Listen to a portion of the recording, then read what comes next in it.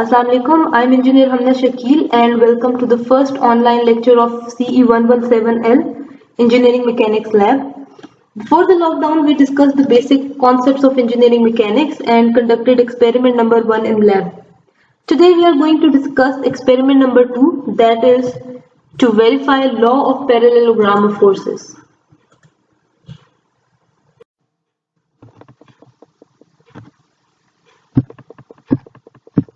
Okay, so let's say that we have two forces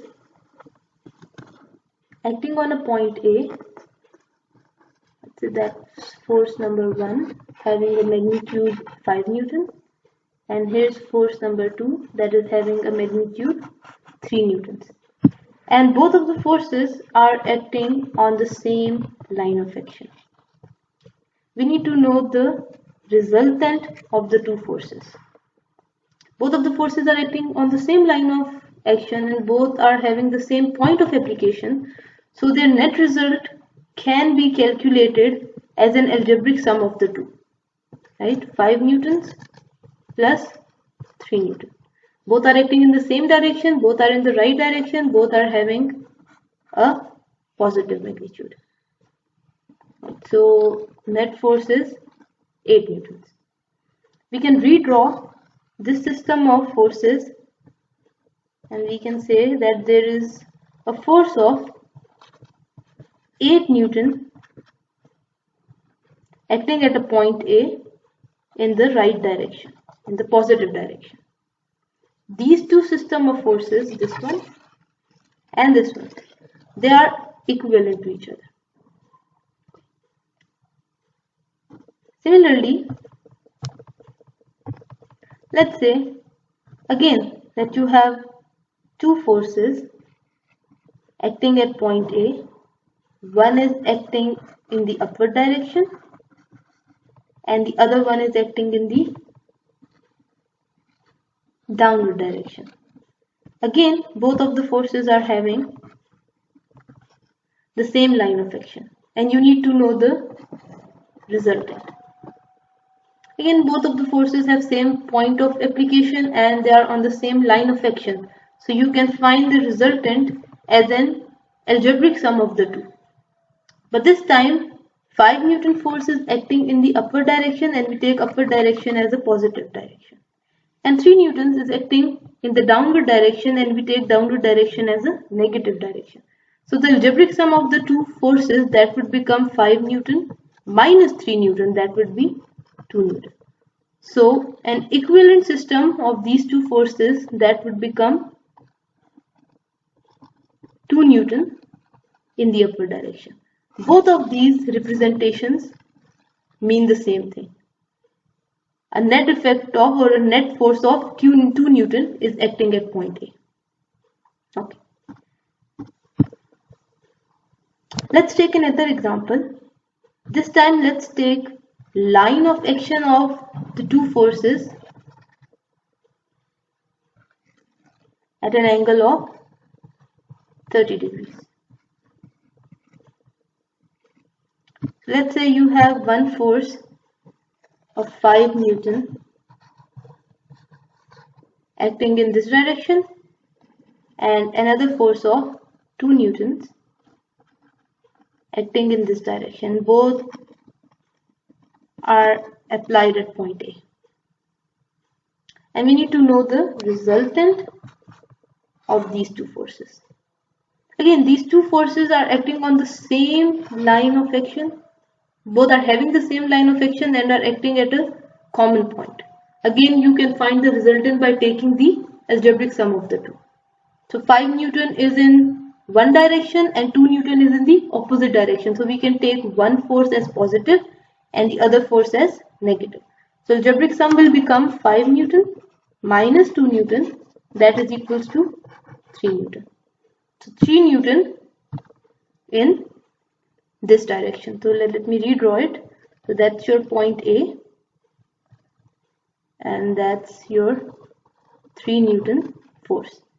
And what will be the direction of this force? Direction of this resultant force will be 30 degrees. So that is R. Right? Let's take a fourth example, but this time let's again apply the forces at a common point, but this time let's apply one force in one direction and the other force in another direction in a way that they both have different line of application of forces. So line of application of force of this one is this and the other force is this. So both have different line of applications, but they have a common point of application.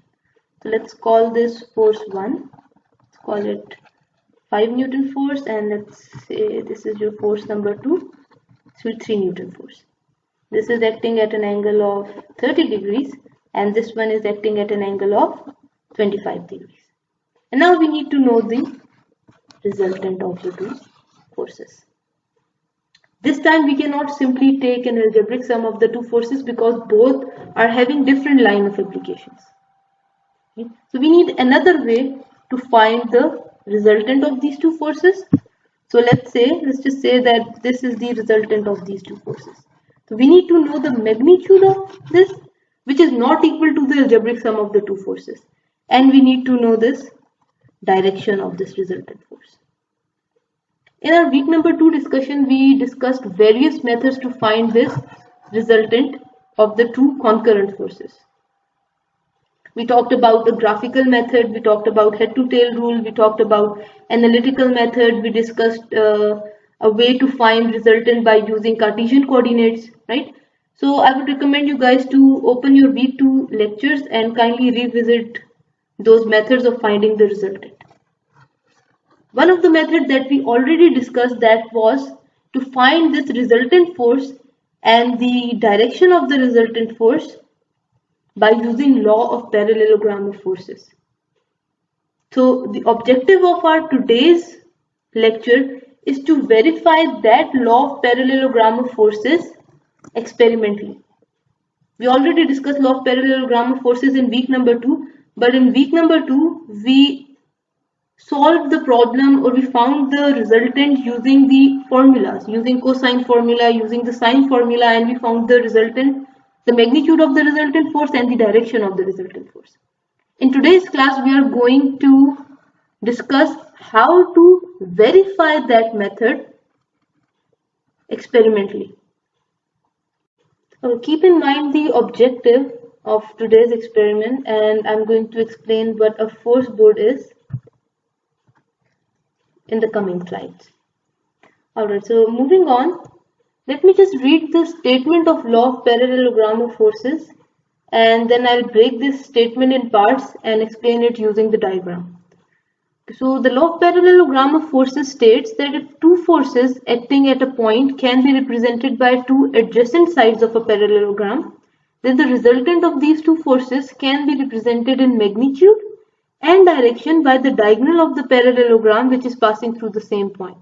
So it's a long statement, but let's just divide the statement into parts and understand what the law of parallelogram is actually stating. Okay, so it states that if two forces are acting on a point, and here it says let's those two forces be P and Q, and the common point of application, let it be A. So let's draw a line. So that is a common point of application of the two forces P and Q. Right? In the next part, it says that if these two concurrent forces can be represented by two adjacent sides of a parallelogram. Right? If you draw a parallelogram with sides AB and AC with the magnitude and direction of P and Q forces, right? Obviously this P force is having some magnitude, and this 30 degrees is the direction of this force P, and this Q force is also having some magnitude and a direction, right? So when we represent forces in a graphical way, we select a certain scale, right? Like we did in experiment number 1. So you take a scale between linear dimension of length and the unit of force. Let's say You say that 1 centimeter is representing 5 Newton. So these two lines AB and AC, they are having some length, and then that length is representing some magnitude of the force.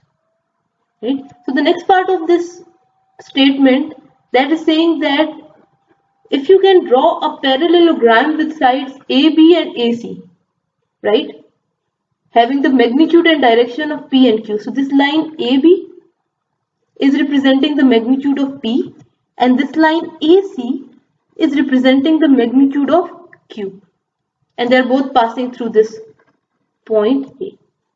So you have to convert this into a parallelogram, right? So you're going to draw a line parallel to AC at a point P, and this line will have the same direction as the line AC, right? So this will be 45 degrees. Similarly, you're going to draw a line parallel to AB at a point C, right? And this line will be having a direction 30 degrees, same as that of line AB. So this line AB and this line CD, they are both having the same magnitude, the same length, and they are having the same direction. Likewise, this force Q, or this line AC, is parallel to this line BD, having the same length and having the same direction. The last part of the statement states that the resultant of these two forces can be represented in magnitude and direction by a diagonal of a parallelogram which is passing through the same point. Right? Then diagonal AD will represent the magnitude and direction of the resultant R of forces P and Q. So if I draw a diagonal of this parallelogram, right, you can have two diagonals. One is connecting point C with point B, and the other one is connecting point A with point D. So they're saying the diagonal will represent the resultant of the two forces. Right? So we have two diagonals. This diagonal AD is the diagonal that is representing the resultant of the two forces. Why? Because it is passing through the same point of application as AB and AC. So this is the diagonal that we are interested in, and this is our resultant R. Right? Now, what will be the magnitude of this resultant? As I said in the start, that this diagram is made according to a scale. This length is actually representing the magnitude of force P, and this length is actually representing the magnitude of force Q. So this length will be representing the magnitude of the resultant force R, and the direction of this resultant force will be theta from a horizontal line.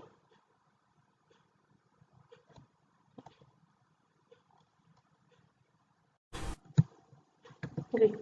So if you have made this diagram using a scale,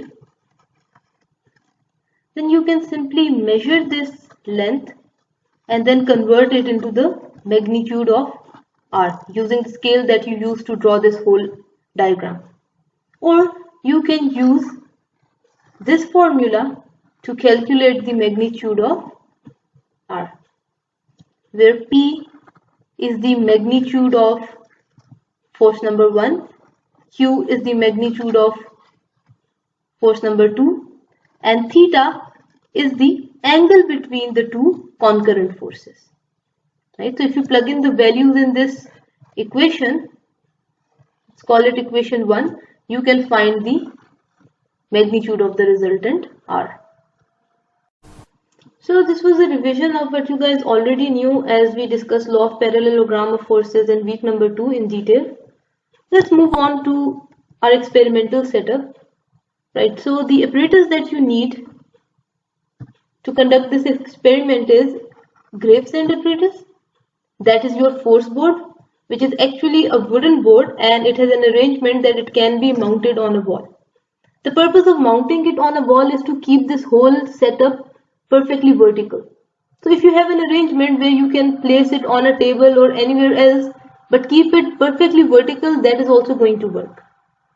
Next is that you need two frictionless pulleys. I hope you guys have an idea what a pulley is. Pulley is basically a simple mechanical machine that comprises of a wheel on a fixed axle with groove along the edges to guide a rope or a cable over it. So here you can see the wheel, you can see the axle, you can see the groove, and you can see a rope that is passed over the groove on the pulley. Another term that we are using here is frictionless. When we use the term frictionless, we imply that there is negligible friction in the bearing of the pulley. The friction is negligible, we can ignore it without affecting our final result. The function of this pulley is to change the direction of the tension in the string that is hung around the pulley. But it does not change the magnitude of the force. So let's say that you have a box that is placed on the ground and you want to pick this box up off the ground. So if you want to pick this box up off the ground, you have to apply a force in the upward direction. Let's say the force that you require to pick it up off the ground is 100 newtons. Let's now introduce a pulley in the system. You're going to attach a rope to the box and you're going to pass that rope over the pulley.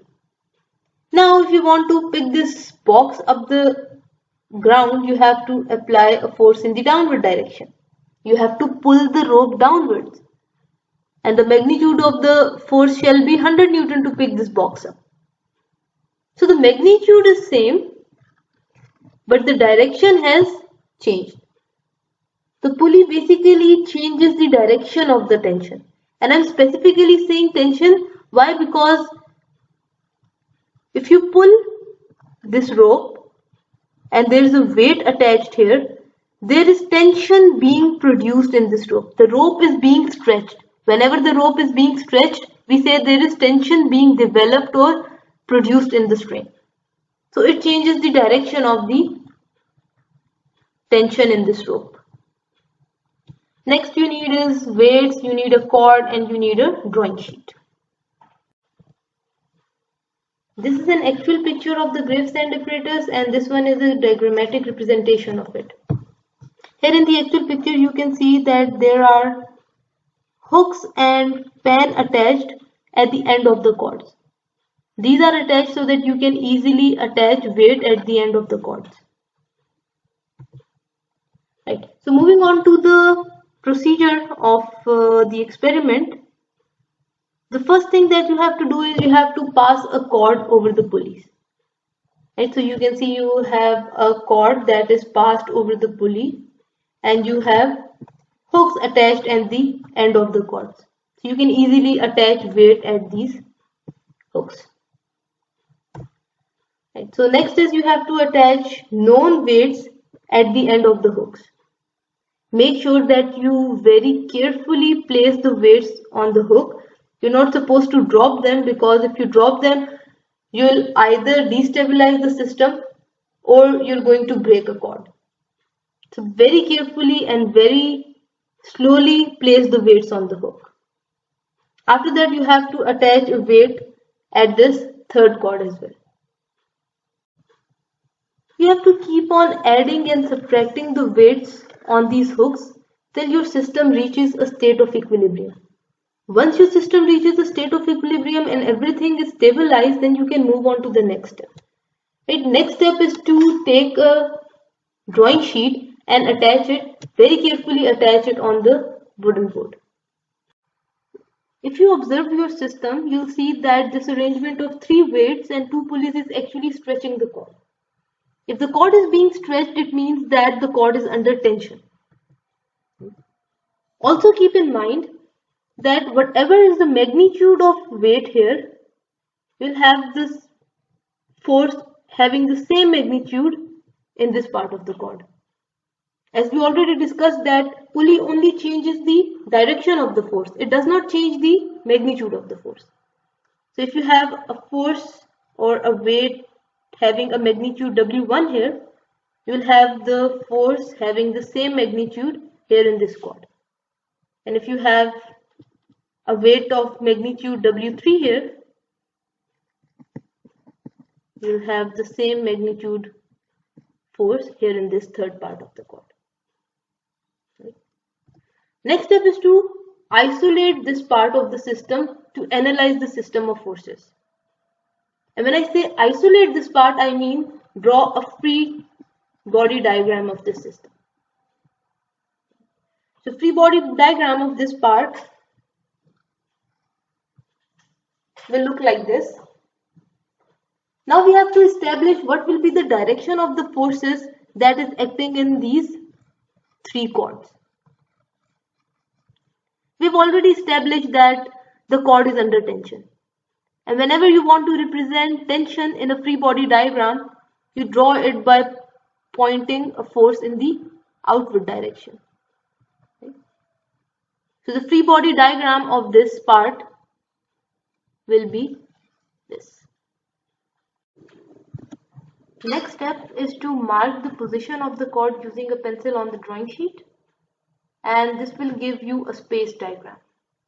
Keep in mind that the length of these lines is not representing the magnitude of the force. The length of these lines is only representing the length of the part of the cord that you traced on the drawing sheet using your pencil. This is not representing the magnitude of the force.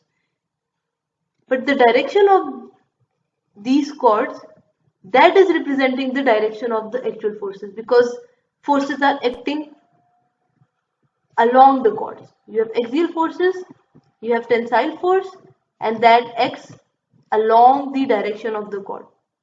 So this space diagram is giving you the correct directions, but that is not giving you the magnitude. If you want to draw a diagram that is giving you the correct magnitude as well as the correct direction, you have to use a scale. And you have to draw a force diagram. Right?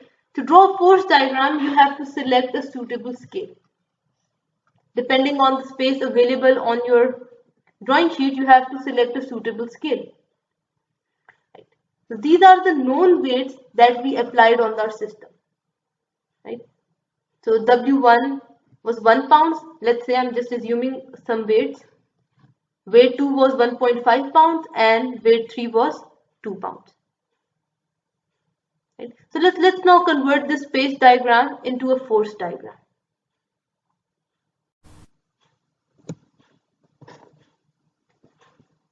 Let's start with W1. W1 has a magnitude of 1 pound, and according to our selected scale, 5 centimeter represents 1 pound.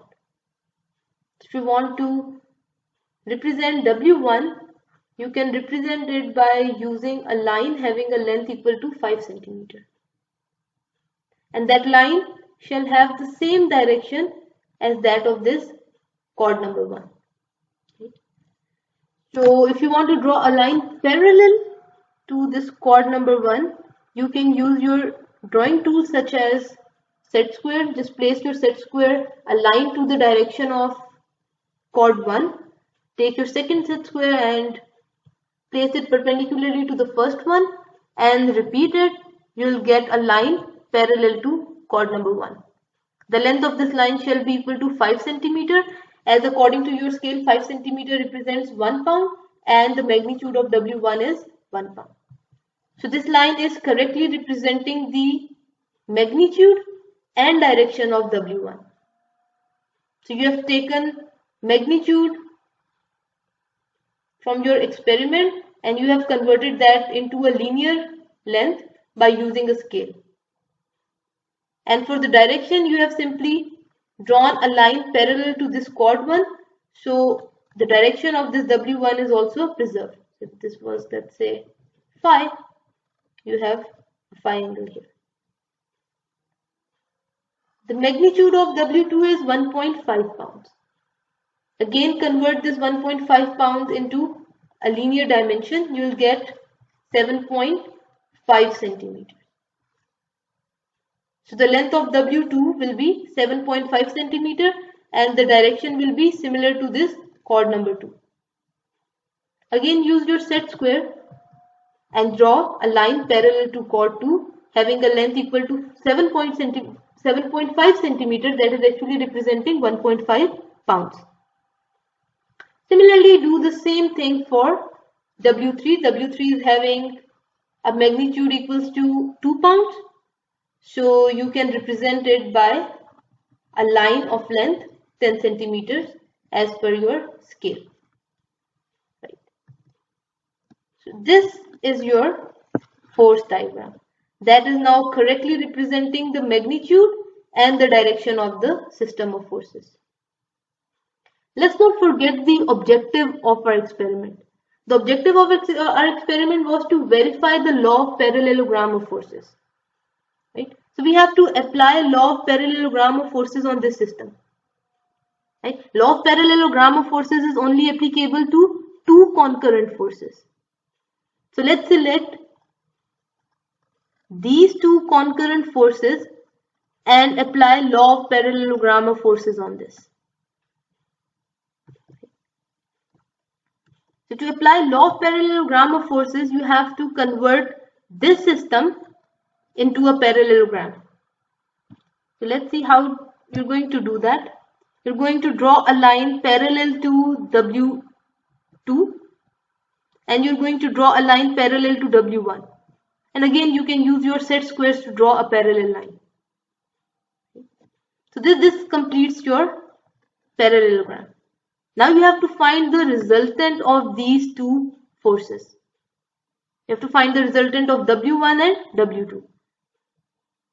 And as parallelogram states that if you can convert two concurrent forces into a parallelogram, the diagonal of those two forces passing through that common point will give you the magnitude of the resultant.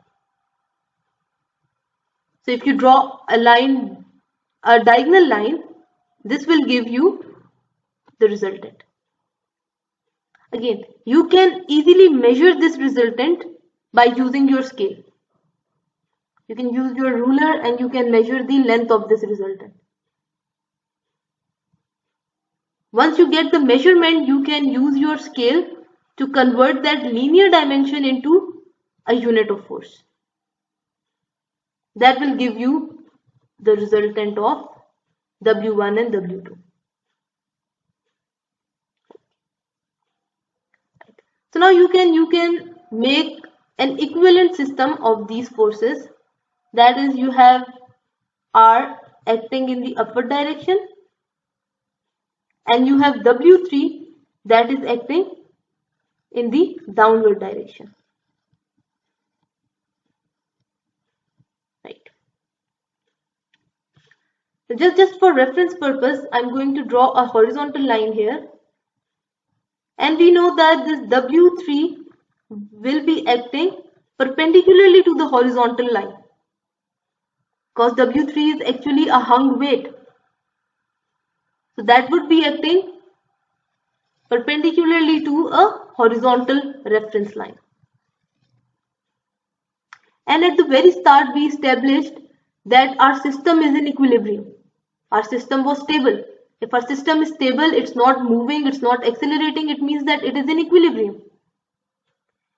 And law of equilibrium states that sum of the forces shall be equal to 0. Right? So here the sum of these two forces shall be equal to 0. R is acting in the upward direction and W is acting in the downward direction. And this shall be equal to 0. That is the only way you can say that sum of forces is equal to 0. Right? We know that this W3 is perpendicular. There is no horizontal component of this W3. If W3 doesn't have any horizontal component, it means that R cannot also have any horizontal component. Because if W3 doesn't have a horizontal component and resultant has a horizontal component, it means that things are not balanced. Things have to be balanced. Because we observed our system was in equilibrium. That was stable. That was not moving. Right? So this statement has to be correct. Right? So this statement says that the magnitude of this R shall be equal to the magnitude of W3. That is the only way that sum of forces will become equals to 0. So once you get your force diagram, you can measure the length of R and you can convert it into the magnitude. And then you can compare that with your actual W3. So if you have made your force diagram accurately and you have conducted your experiment accurately, then this R shall be equal to W3. Another way to check this R is you can use the formula. Right? So the formula is R equals to under the root P square plus Q square plus 2PQ cos of theta. So you know the value of P, you know the value of Q. Right? So the value of P is equal to W1, the value of Q is equal to W2, and this theta is the angle between W1 and W2. You have already made your force diagram. You can use your protractor to measure this angle between the two forces. Once you measure this angle, you can plug all the values in this formula and you will get the magnitude of resultant. So you've got three values of the resultant. One is from the experiment, that is 2 pounds. That is actually the magnitude of W3. But we have proved that this W3 has to be equal to R. So we can say that the actual value of R is 2 pounds. One is the measured value of R that you measured from your force diagram and then converted into a magnitude using your scale. And the third resultant can be calculated by using this formula. So this will become RC. So basically you have this R, you have a measured R, and you have a calculated R. You're going to compare these three R's. And they shall be equal to each other. There will be a slight difference between the values because of human error. Maybe you made a mistake while tracing along the length of the chord. Maybe you did made some error while drawing your force diagram or while drawing your parallel lines, or maybe you made some mistake in measuring this theta. So there is a chance that they will not be 100% equal to each other, but the error shall be less. So you can use this table to compile your result. Let's fill this table up with our data. W1 was equal to 1, W2 was equal to 1.5, and W3 was equal to 2. And the unit of the force, that was pounds, so you can now specify the unit here. Let me arbitrarily fill these two also. Let's say the R that you measured, that was equal to 1.98 pounds, and RC that you calculated, that was equal to 2.03 pounds. Now you have to find percentage error in measured R and percentage error in calculated R. And you have to find this percentage error with respect to the W3, because we are considering this as our actual R. So the formula for percentage error is approximate value minus actual value divided by actual value into 100. So considering this Rm equals to 1.98, plug in the values, that would become 1.98 minus 2 divided by 2 into 100. And it gives you a value equal to minus 1%. So you can fill it up. You can say that that's minus 1%. Minus sign here implies that the measured value is less than the actual value.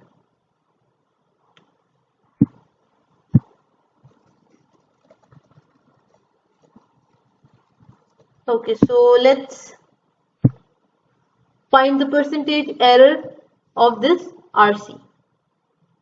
Again, approximate value is 2.03. So 2.03 minus actual value, we are considering this as our actual value, divided by 2 into 100. So it is going to give you a value equals to 1.5%. So you can fill it up here, that is 1.5%. And a positive sign here implies that this approximate value, this calculated value, that was greater than the actual value. Right? So that's how you're going to fill this table up. Let me clear this slide a bit and rewrite the data. So W1 was 1 pound, 1.5 pounds, 2 pounds, replace the unit by pounds. R measured is 1.98, R calculated is 2.03, percentage error in RM equals to minus 1%, and percentage error in RC equals to plus 1.5%. Right? Similarly, you have to conduct this experiment for a second time and then a third time. This is going to conclude your experiment.